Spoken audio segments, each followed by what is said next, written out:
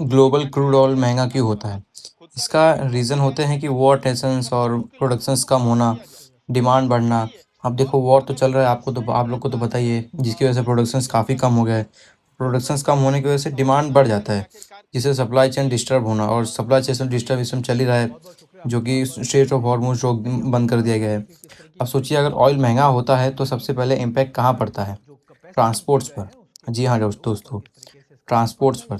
जैसे कि truck diesel से चलते हैं, बस डीज़ल से चलते हैं और ट्रेन भी लगभग डीज़ल से यूज़ हो करती है। अगर डीज़ल महंगा हो गया तो ट्रांसपोर्ट का खर्चा बढ़ गया।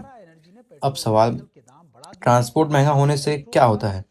अब जैसे कि सब्जी मंडी से शहर तक आती है ट्रक में। डेयरी मिल्क्स हो गए जो डेयरी से शॉप तक आती हैं ट्रांसपोर्ट से। राशन गोडाउन से जो स्टोर तक जाता है ट्रांसपोर्ट से। जब ट्रांसपोर्ट महंगा हो जाता है तो सब्जी महंगी हो जाती है, मिल्क महंगा हो जाता है और आटा, गेहूँ, चावल महंगा हो जाता है। अब सवाल ये भी है कि क्या सिर्फ फूड पर इफेक्ट पड़ता है? नहीं, हर चीज़ पर पड़ता है। लाइक सीमेंट हो गया, स्टील, इलेक्ट्रॉनिक्स, क्लोथ, सबका ट्रांसपोर्ट कॉस्ट बढ़ता है। और दूसरा सवाल, क्या पेट्रोल महंगा होने से डेली लाइफ इफेक्ट होती है? हाँ, ऑफिस जाने का खर्चा बढ़ता है। और दूसरा है ऑटो का किराया बढ़ता है। तीसरा कैब फेयर बढ़ते हैं, डिलीवरी चार्जेस बढ़ते हैं। ये सब चीज़ सब बढ़ने लगते हैं अगर पेट्रोल का प्राइस बढ़ा तो। अब एक एग्जांपल समझिए, अगर डीजल 5 रुपये भी बढ़ता है तो ट्रक का डेली खर्चा बढ़ता है। ट्रक ओनर फ्रेट चार्ज बढ़ा देता है, होलसेलर प्राइस बढ़ा देता है, जो दुकान के नॉर्मल छोटे शॉप रिटेलर प्राइस बढ़ा देते हैं, और फाइनली आम आदमी को महंगा सामान मिलता है। अब दूसरा सवाल ये है कि क्या गवर्नमेंट कुछ करती है? गवर्नमेंट एक्साइज ड्यूटी कम कर सकती है, ऑयल कंपनीज को एडजस्ट करने बोल सकती है, रिजर्व यूज़ कर सकती है, लेकिन फ्यूचर में प्राइस बढ़ने का रिस्क है।